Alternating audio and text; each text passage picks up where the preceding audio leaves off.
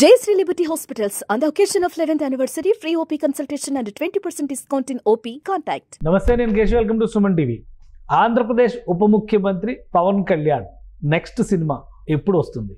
వెండితెరపైన మళ్ళీ పవన్ కళ్యాణ్ని పవర్ స్టార్గా ఎప్పుడు చూడబోతున్నాం? ఈ ఉత్కంఠకి తెరదించేటువంటి ప్రయత్నం పవన్ కళ్యాణ్ చేయబోతున్నారా? స్వయంగా తన నిర్మాతలతో ఆయన ప్రత్యేకంగా ఇటీవల ఒక మీటింగ్ నిర్వహించారు. Harihara Veeramallu cinema release date దగ్గర నుంచి చివరి సినిమా ఏది, ఇక్కడ వరకు చర్చ జరిగింది. సో ఈ అంశాలకు సంబంధించిన అప్డేట్స్ ఏంటి, హరిహర వీరమల్లు ఈ వేసవిలో చూసే అవకాశం ఉందా లేదా, ఈ అంశాన్ని విశ్లేషించేటువంటి ప్రయత్నం చేద్దాం. మనతో పాటు సీనియర్ జర్నలిస్ట్, ఫిలిం క్రిటిక్ ప్రభు గారు ఉన్నారు. ప్రభు గారు నమస్కారం. పవన్ కళ్యాణ్ గారి సినిమా కోసం ఈ కళతో ఎదురు చూస్తున్నారు.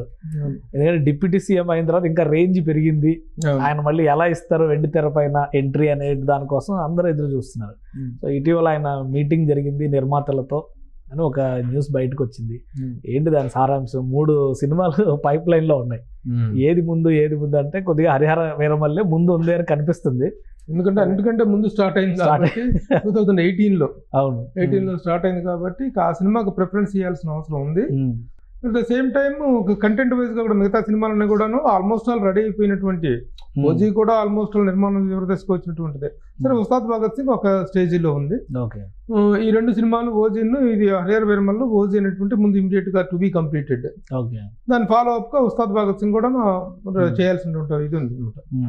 ఆల్రెడీ ఆయన హెల్త్ ప్రాబ్లం ఉంది, కొద్దిగా టెన్షన్ లో ఉన్నారు. ఈ మధ్య వెన్నునొప్పి అని బాధపడుతూ ఉన్నారు. తర్వాత బిజీ షెడ్యూల్. ఆ తర్వాత రికవర్ అయినా కూడా వరుస పర్యటనలు, నిన్నగాక మొన్న కూడా పిఠాపురం వెళ్ళి ఓపెనింగ్స్ లో వాటిలో పార్టిసిపేట్ చేసి వచ్చారు ఆయన. అసలు ఎక్కడ టైం దొరకట్లేదు పవన్ కళ్యాణ్ గారికి అనేటువంటి అభిప్రాయం జనంలో ఉంది. అయినా కానీ నిర్మాతలతో ఆయన భేటీ అయ్యారంటే ముందు అభిమానులకు మాత్రం చాలా ఆసక్తిగా ఉంది. ఏమి న్యూస్ ఇస్తారు బ్రేకింగ్ అని చెప్పని. సో ఏంటి, ఏమైనా పాసిబిలిటీస్ ఉన్నాయా? May 9 అని ఒక డేట్ అనౌన్స్ చేశారు హరిహర వీరమల్లు. ఫస్ట్ March 28 అన్నారు, అది పోస్ట్ పోన్ అయింది. May 9 అన్నారు. May 9 అంటే ఇంకా 10 రోజులు కూడా అవకాశం లేదు, ప్రస్తుతానికి అవకాశం లేదు. ఇంకా చిన్న షూటింగ్ పార్ట్ కూడా బ్యాలెన్స్ ఉన్నట్టుగా తెలిసింది. పోస్ట్ ప్రొడక్షన్ వర్క్ కూడా బ్యాలెన్స్ ఉన్నట్టుగా తెలిసింది.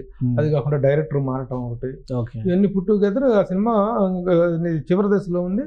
దాన్ని ముఖ్యంగా ఏం రత్నం గారిని చూస్తే ప్రతి ఒక్కరికి గుండె తరుక్కుపోతుంది ఇండస్ట్రీలో. ఎందుకంటే ఇన్ని సంవత్సరాల పాటు ఇంత ఇది వచ్చిన తర్వాత కూడాను మంచి, ఇప్పుడు సినిమాకి మంచి హైప్ వచ్చింది. కానీ ఈ బాధని, ఈ బరువుని ఇన్ని సంవత్సరాలుగా గుండెల్లో భరిష్టం అనేటువంటిది ఏ నిర్మాత తట్టుకోగలిగినటువంటి పరిస్థితి కాదు. అదే కాదు, మిగతా ఏ నిర్మాత అయినా సరే ఒక సినిమా ప్రారంభించిన తర్వాత, అందులో ఒక పెద్ద స్టార్తో ఒక సినిమా ప్రారంభించిన తర్వాత ఆ సినిమా కారణాలు ఏమైనప్పటికీ అవి ఆగిపోయినో, నిర్మాణంలో జాప్యం జరిగితేనో పడేటువంటి బాధ, ఆ మదనం, ఆ నరక వేదన మామూలు విషయాలు కాదు. వడ్డీలు తన్నుకొస్తుంటాయి. అంటే అది మీరు అనేది కరెక్టే. బట్ టీజర్ రిలీజ్ అయినాక ఫస్ట్ సాంగ్ అని చెప్పి రిలీజ్ అవి కొంత హైప్ క్రియేట్ చేసినాయి. ఈ సినిమా ఆ ట్రైలర్ కానీ ధర్మం కోసం ఇది ఇచ్చింది, కానీ ఫస్ట్ పార్ట్ మామూలుగా ఉండదు అనేటువంటి ఎక్స్పెక్టేషన్స్ వచ్చింది. దానికి తగ్గట్టుగా పాట కూడా మంచి రియాక్షన్ వచ్చింది. సో అది ఆశలు పెంచింది జనంలో. ఎప్పుడైనా గ్యారంటీగా సినిమా మీద ఎక్స్పెక్టేషన్స్ కానీ ఆశలు పెరగటం కానీ, లేకపోతే వచ్చినటువంటి ట్రైలర్స్, ట్రైజర్స్, సాంగ్స్ మీద వాటిని చూసి ఎక్స్పెక్టేషన్స్ పెరగటం సహజం. కాబట్టి ఎక్స్పెక్టేషన్స్ తగ్గ స్థాయిలో, ముఖ్యంగా ఇప్పుడు May 9 అన్నారు. May 9 కాకపోతే next how fast it can be done, ఎంత త్వరగా ఒక అప్డేట్ వచ్చుద్ది అనేటువంటి దీంతో అందరూ ఎదురు చూస్తున్నారు. ముఖ్యంగా సీఎం అయిన తర్వాత, డిప్యూటీ సీఎం అయిన తర్వాత తనని తెర మీద చూడటం అనేటువంటి ఒక థ్రిల్లింగ్ ఎక్స్పీరియన్స్. దానికోసం వెయిట్ చేస్తున్నటువంటి సందర్భం చేస్తారనేటువంటిది ఆయనకి గుండెల్లో ఆ భారం అనేటువంటిది ఉంటుంది.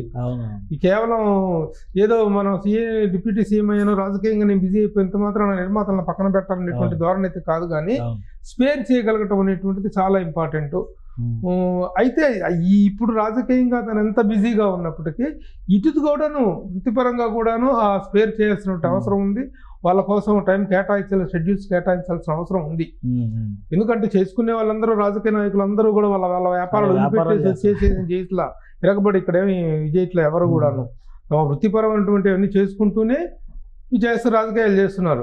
కేవలం ఇన్ని నెలల అధికారంలోకి వచ్చి డిప్యూటీ సీఎం అయిన తర్వాత ఇన్ని రోజులకు కూడాను ఒక టైం నిర్మాతల కోసం కేటాయించలేకపోవటం అనేటువంటిది ఆయన అంకిత భావాన్ని అభినందిద్దాం. అట్ ద సేమ్ టైం నిర్మాతల పక్షంగా కూడా ఆలోచించి కొంచెం త్వరగా రియాక్ట్ అవ్వాల్సిన అవసరం అయితే. లైన్అప్ గురించి మాట్లాడారు. ఇప్పుడు హరిహర వీరమల్లు ఫస్ట్ అయితే, నెక్స్ట్ ఓజీకి ప్రయారిటీ ఇస్తున్నారు.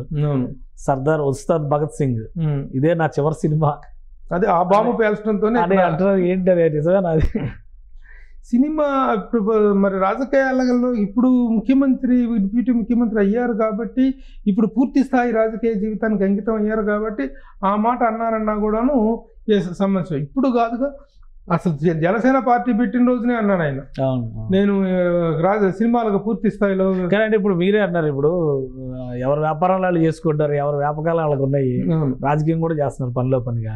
పవన్ కళ్యాణ్ మాత్రం ఎందుకు ఈ త్యాగం చేయలేదు? అసలు ఆయన సినిమా తెర మీద ఆయన సక్సెస్ కాకపోతే ఎంత పెద్ద ఫాలోయింగ్, ఎంత అభిమానగణంగానే వచ్చేది కాదు కదా. నేను మొదటి నుంచి వాదిస్తుంది, జర్నలిస్ట్గా మొదటి నుంచి వాదిస్తుంది అదే. మీరు సినిమా స్టార్ కాబట్టి మీకు క్రేజ్, సినిమా స్టార్లో ఒక అగ్రస్థానానికి వెళ్ళారు కాబట్టి, ఒక అద్భుతమైనటువంటి పొజిషన్ చూశారు కాబట్టి ఇంత క్రేజ్ ఉంది. కాబట్టి నేను సినిమాలు చేయను, నేను చిత్ర సన్యాసం చేస్తాను అని అన్నప్పుడు వాట్ ఈస్ ద డిఫరెన్స్? మీకున్న సామాన్యుడికి తేడా ఉంది. మీరు ఎందుకు చిత్ర సన్యాసం చేస్తామంటారు? సినిమాలు చేయరని ఎందుకు అంటారు? సినిమాలకు శాశ్వత రాజీనామాని ఎందుకు అంటారు? మీరు ఎందుకు అనౌన్స్ చేస్తారు? ఎప్పుడు ఏ క్షణంలో ఏ సబ్జెక్టు, సినిమా అనేటువంటిది ఒక టెంప్టింగ్ ఇది అనమాట. చిరంజీవి గారు కూడా రాజకీయాలకు వెళ్ళినప్పుడు నో మోర్ ఫిలిమ్స్ అన్నారు. సరే, ఆయన అక్కడ నుంచి వచ్చేసిన తర్వాత ఓకే ఆ పెద్ద తను మళ్ళీ అగైన్ తన కెరీర్ స్టార్ట్ చేశారు.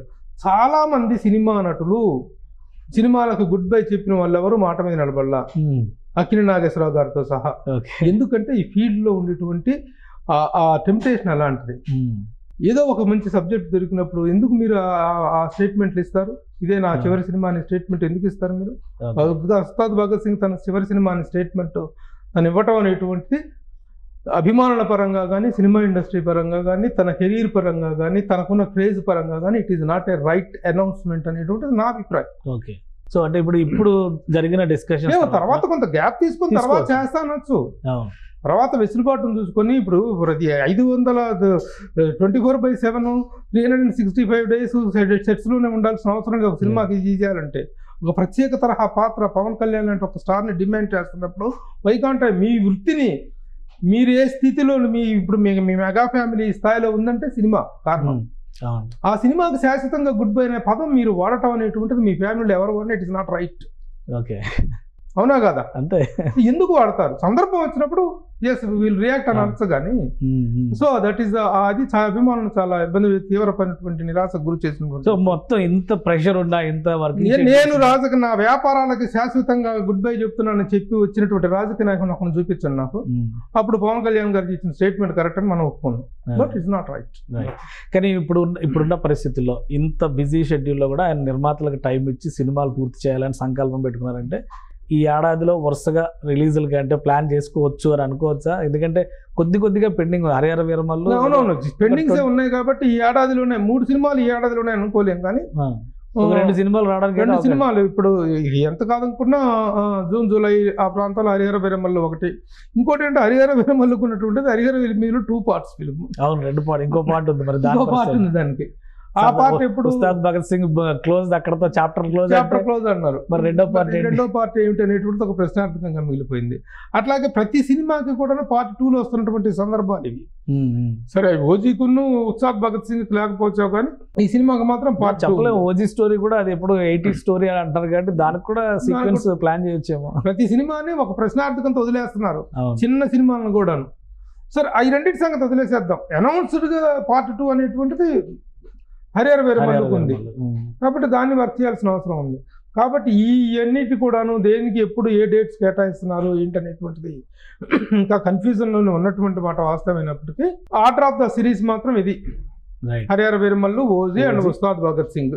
సో దానికి తగ్గట్టుగా ప్లాన్ చేసి భగత్ సింగ్ తో సినిమాలకు రాజీనామా అనేటువంటిది మాత్రం ఉపసంహరించుకోవాలని ఉప ముఖ్యమంత్రి గారికి అభిమానులు, మీడియా, ఇండస్ట్రీ అందరూ చేస్తున్నటువంటి విజ్ఞప్తి. That is not the right decision. Right. Thank you Prabhu garu, విశ్లేషణ అందించారు. ఇది పవన్ కళ్యాణ్ గారు బిజీ షెడ్యూల్లో కూడా నిర్మాతలకు కొంత సమయాన్ని కేటాయించారు, వాళ్ళతో మనసు విప్పి మాట్లాడారు, ఏ సినిమా ఎప్పుడు ప్లాన్ చేయాలనే దాని మీద కూడా ఒక క్లారిటీ ఇచ్చారు. సో అన్నీ కలిసి వస్తే 2025 ఎండింగ్ నాటికి 3 సినిమాలు చూసేటువంటి అవకాశం ప్రేక్షకులకు రావచ్చు, లేదంటే కనీసం 2 సినిమాలు ఇచ్చే ఛాన్స్ అయితే ఉంది అని ప్రభు గారు విశ్లేషిస్తున్నారు. ఇక చిత్ర సన్యాసం గురించి మాత్రం చాలా సీరియస్ కామెంట్స్ చేశారు ప్రభు గారు. ఇది అభిమానుల మనసుని గాయపరిచేటువంటి మాట కాబట్టి ఉప ముఖ్యమంత్రి గారు దీన్ని ఉపసంహరించుకోవాలని విజ్ఞప్తి చేస్తున్నారు. ఇది special discussion. Keep watching. Suman టీవీలో మీ పర్సనల్ అండ్ బిజినెస్ ప్రమోషన్స్ కోసం కింది నెంబర్కి కాంటాక్ట్ చేయండి.